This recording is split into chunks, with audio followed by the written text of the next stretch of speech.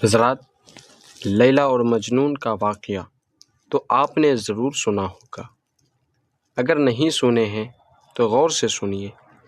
ایک مرتبہ بادشاہ وقت کے سامنے سے لیلی کا گزر ہوا، یعنی لیلی کہیں جا رہی تھی اور بادشاہ کا دربار لگا ہوا تھا۔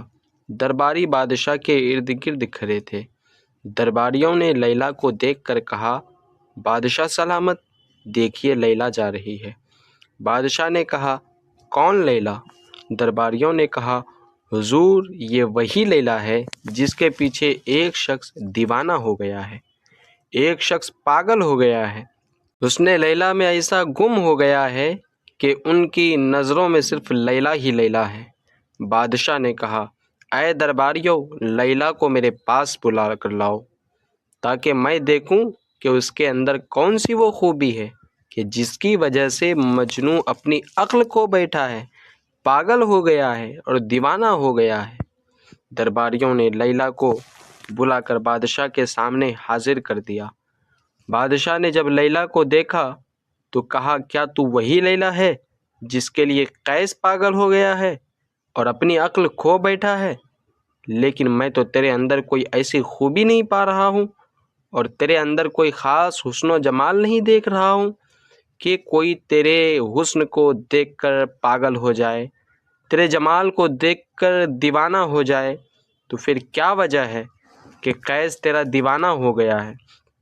لیلی نے غصے میں آ کر کہا، بادشاہ سلامت، جب تو مجنوں نہیں ہے تو پھر تجھے میرے حسن کا پتہ کیسے چلے گا؟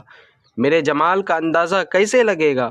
بادشاہ سلامت، میرے حسن و جمال کو سمجھنے کے لیے پہلے آپ کو مجنوں بننا پڑے گا، مجنوں جیسی نظر پیدا کرنی ہوگی، تب تجھے میرے حسن کے جلوے نظر آئیں گے، تب تجھے میرا جمال نظر آئے گا۔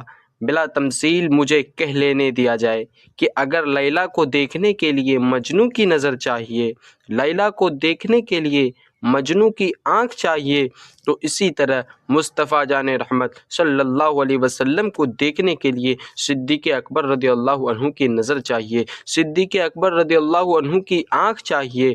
در حقیقت پروردگار عالم نے آپ کا حسن و جمال کسی پر ظاہر نہیں فرمایا، ورنہ کس کی مجال تھی کہ جمال مصطفیٰ صلی اللہ علیہ وسلم کے دیدار کی تاب لا سکے اور چہرہ وضحا کا نظارہ کر سکے۔ جبھی تو استاد زمن علامہ حسن رضا بریلوی رحمۃ اللہ علیہ فرماتے ہیں، ایک جھلک دیکھنے کی تاب نہیں عالم میں، ایک جھلک دیکھنے کی تاب نہیں عالم میں، وہ اگر جلوہ فرمائے کون تماشائی